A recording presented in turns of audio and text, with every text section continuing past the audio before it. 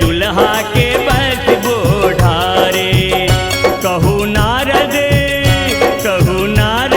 लगौलक जोगारी कोना, कहू नारद लगौलक जोगारी कोना, सखी हेमंत बाबा दुआरी कोना, सखी हेमंत बाबा दुआरी कोना।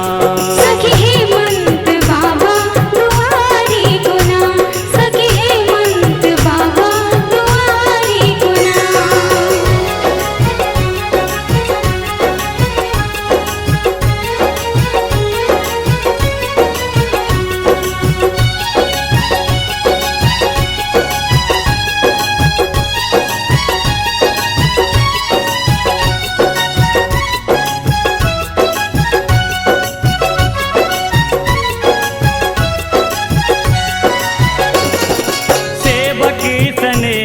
मगन मान गाव त्रिलोकीनाथ केर महिमा बखान।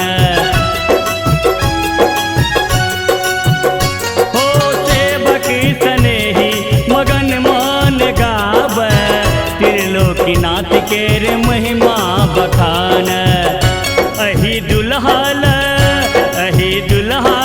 गिरिजा कुमारी जना, अही दुल्हाल गिरिजा कुमारी जना, सखी हेमंत बाबा दुआरी कोना, सखी हेमंत बाबा दुआरी कोना।